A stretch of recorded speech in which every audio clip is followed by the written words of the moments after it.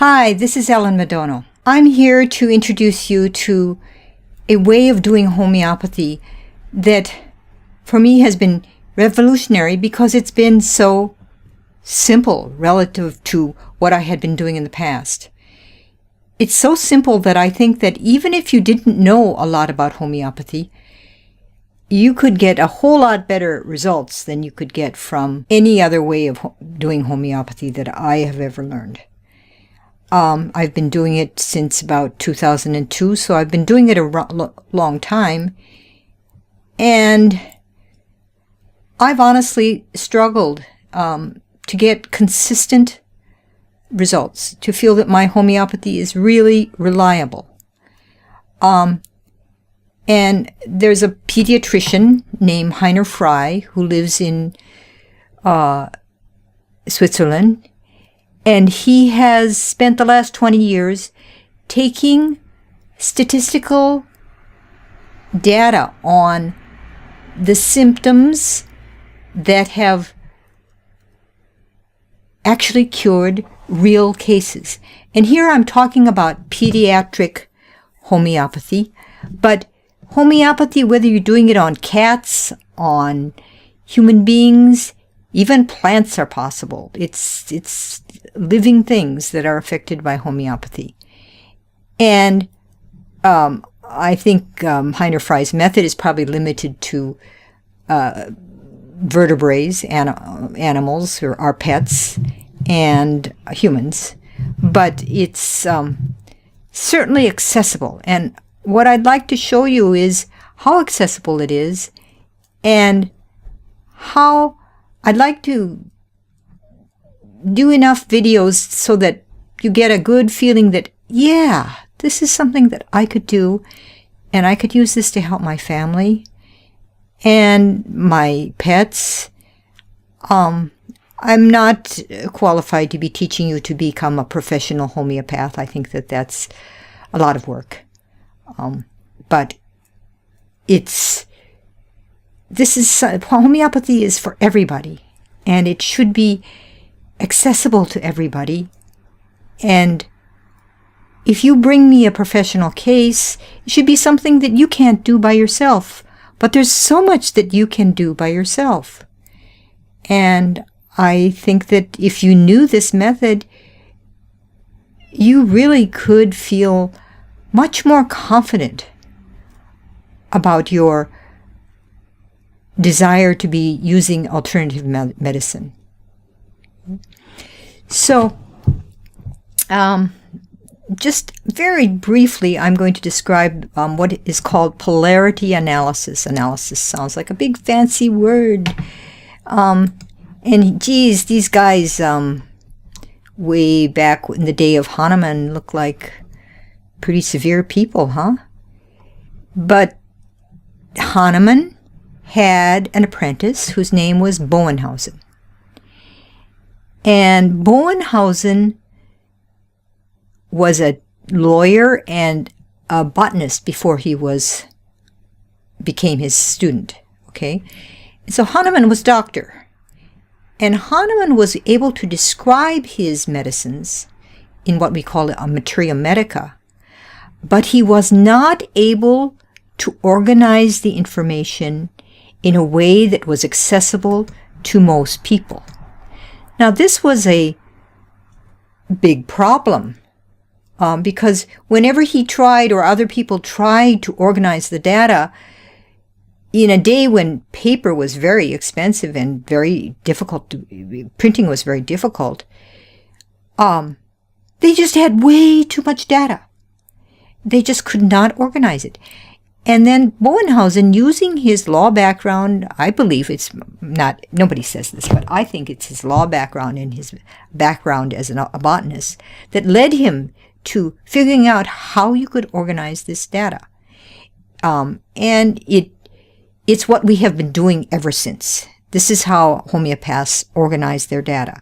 He wrote a book that was really, this book here you see here, it's like really thin. It was called the pocketbook because you could put it in your pocket.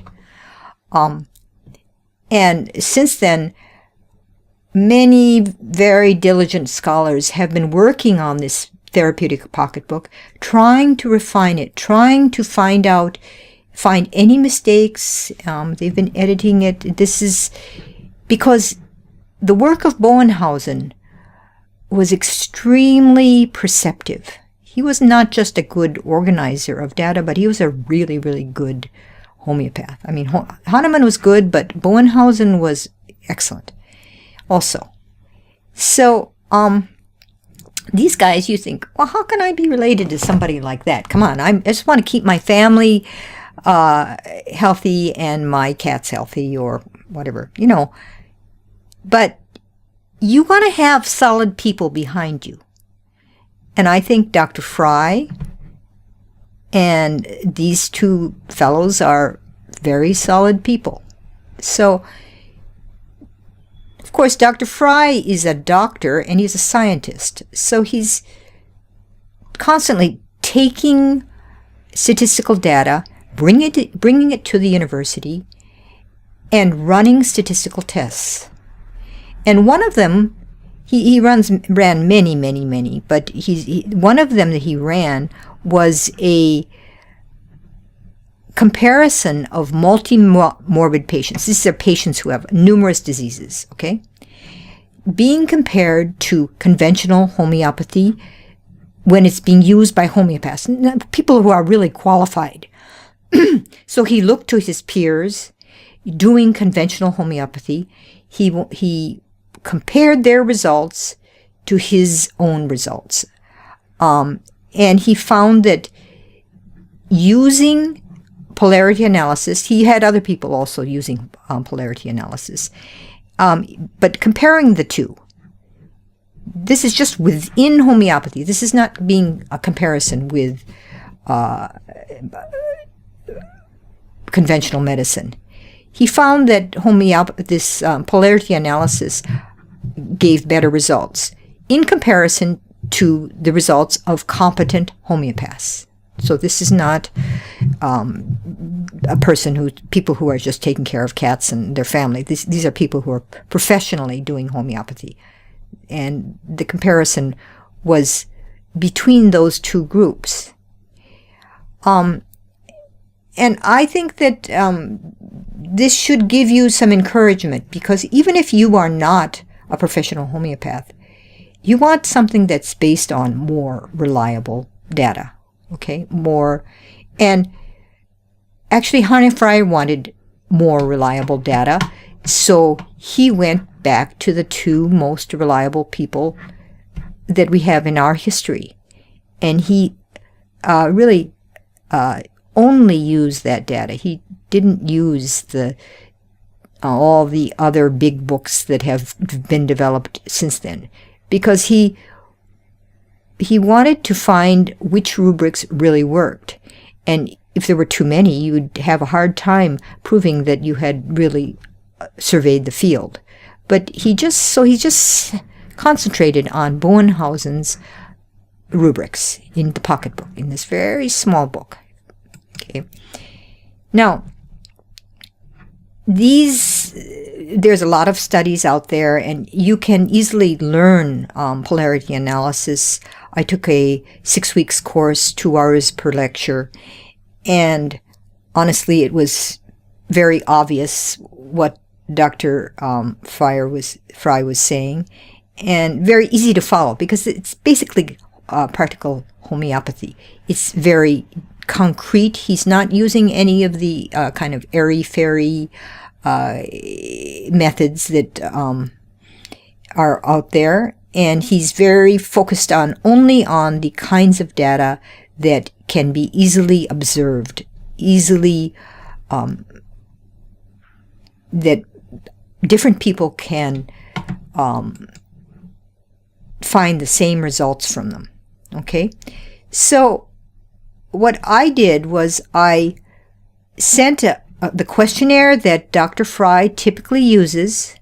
I sent it to a member of a homeopathic group, and I said, okay, just answer these questions. This is what I do with all my patients also. So I just she asked her to do the first step in a homeopathic consultation. That is, fill out this questionnaire. It's not very long. I think it's 4 pages printed in 2 columns, but it's not very long. And as you see here, it really focuses on very concrete things, like how is the person affected by air, weather, and temperature by wrapping up warmly. I mean, those are not something that's extremely hard to figure out. What position is going to be affecting the person? How is movement going to affect the person, the patient? These categories are all very concrete. You can get clear answers.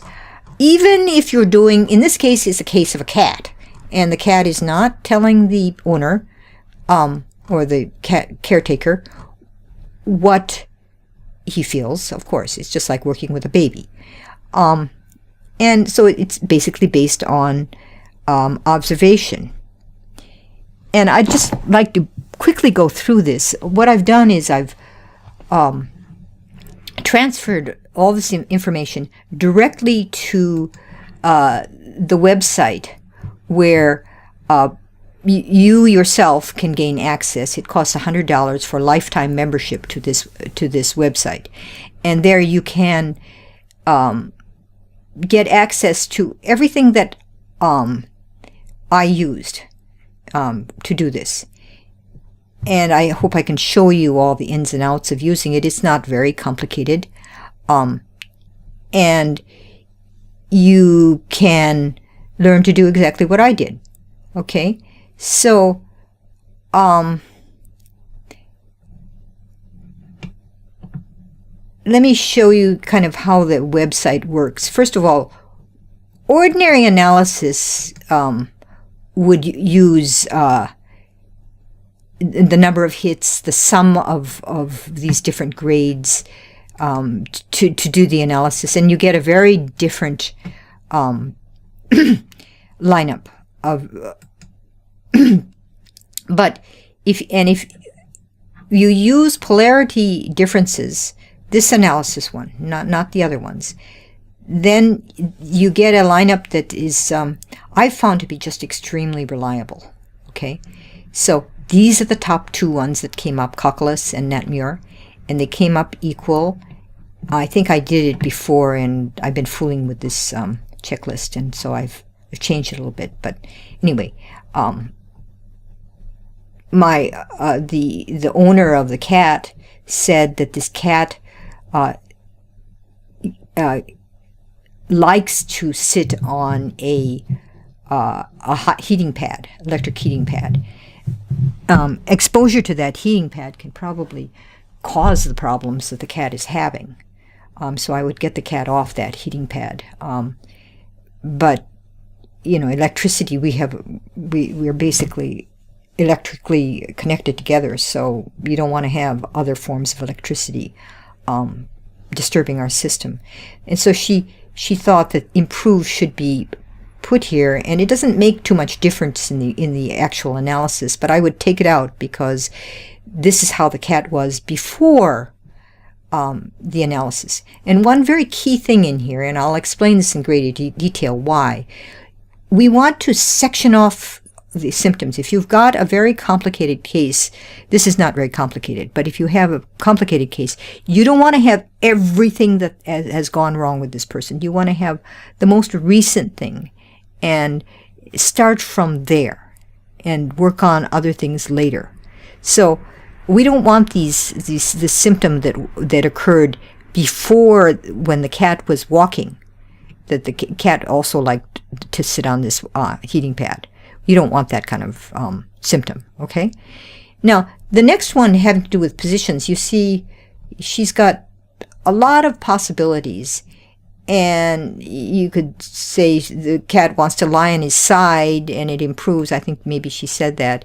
But the problem with that is cats generally lie on their side a lot, so I kind of avoid these side ones, okay? So, And standing is the big aggravation. Okay, this cat cannot walk, cannot stand.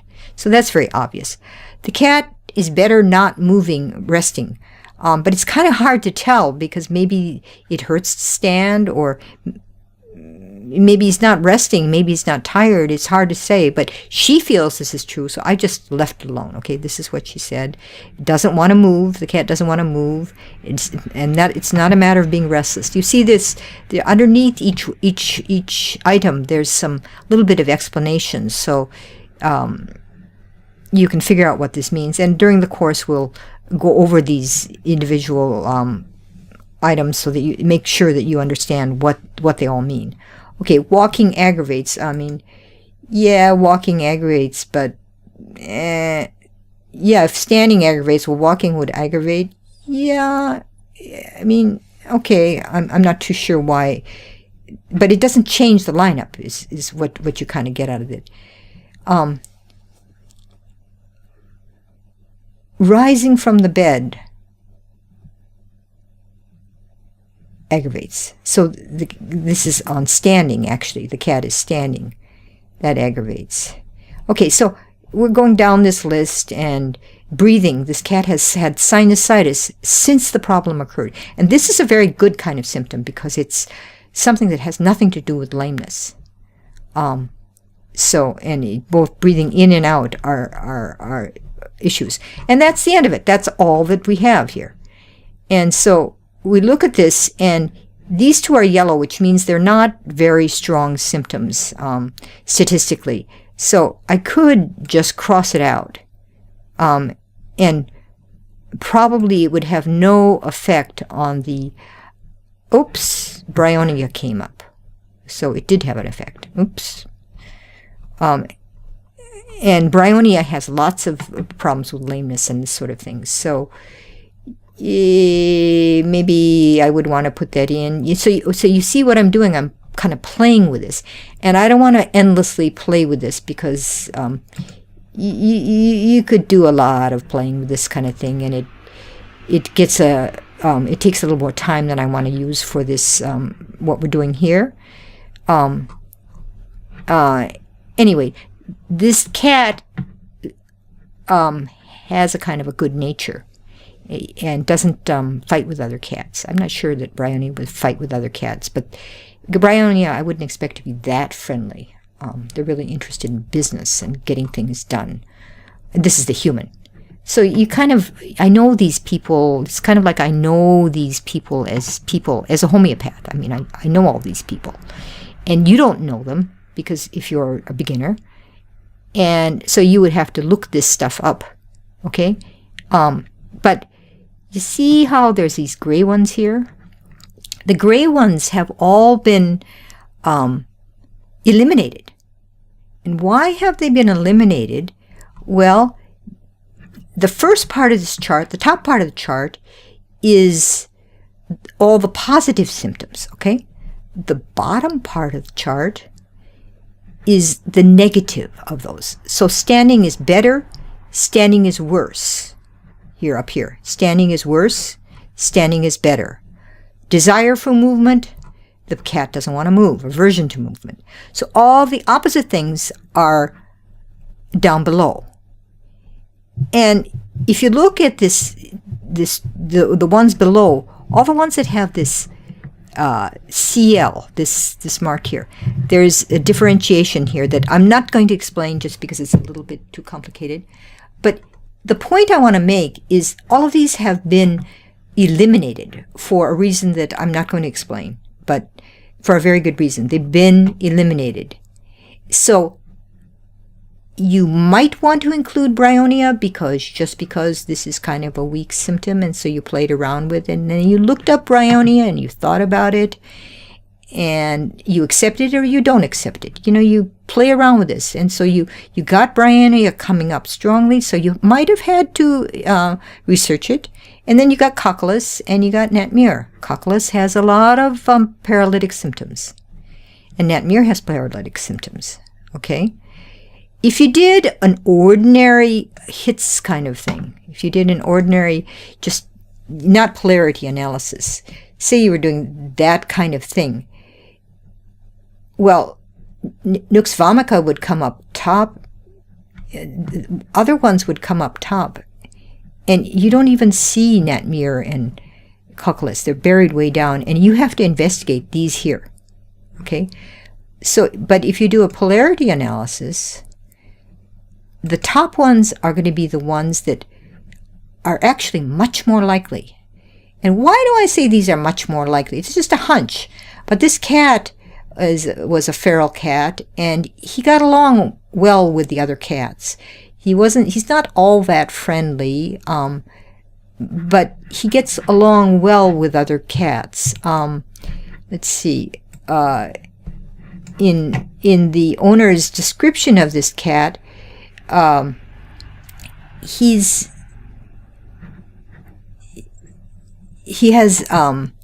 very affectionate and has a playful temperament. Okay, so he's a friend persona, and kitties don't challenge him or pick on him, even when he was living with the feral kitties. I think the point is that he gets along with other cats, and he's kind of friendly. Okay, and these other remedies, we're kind of just looking at the persona here. These two, we would expect them to be sympathetic and to be able to understand other people. These guys are kind of angry. They all got liver problems, and they're all kind of angry, okay? And these here they're not even part of the discussion, as far as I'm concerned. So, if you were a beginner and you had to look up 3 remedies here, it would be so much better to be looking up 3 remedies as opposed to all of these remedies here just because you weren't sure. Okay? So, and I, as a homeopath, I'm pretty sure it's either one of these 2. So what would I do? I give the patient two little sacks. I'd give them one of Cocculus and one of Natmur. And I'd tell them to try one for a couple of days, and if it doesn't help, try Natmur. Try the other one. Okay? They come up statistically equal. Okay, so I'm not sure. And she also said in her description that they have a problem. The cat has a problem with the eye. You can't touch it, and it blinks, and so he has some kind of problem with his eye. And yeah, Natmir has problems with the mucous membranes. Okay, so anyway, probably Cocculus does too. I've done no research at all. All I'm doing is off the top of my head. I'm going to do research tonight, but I want to get this video off. And I think that this kind of analysis makes it really easy for you as a beginner to get started with doing homeopathy the way homeopaths do. And you have a much better chance of getting the curative remedy. I've found that even remedies that are not typically the remedy that you would use for that condition, even those remedies have come through and helped my patient. I use the one that comes up highest in the repertorization here, on this column here, not here. Okay, they're kind of similar, but I wouldn't consider Ledum, even though it comes up 9 here. I'd consider the polarity difference as being more significant, and I think that would really help you as a beginner. I hope so. And I hope that I'm encouraging you to think about learning this method and learning to at least do your minor problems at home and with your family, and so you can really use alternative medicine. And when you go to a professional, it's to solve a problem that you really couldn't solve yourself. Okay? I really hope to hear from you again, and please give me encouragement, and I'll put up more videos if I hear from enough people that they're interested in what I'm doing here and what I'm presenting.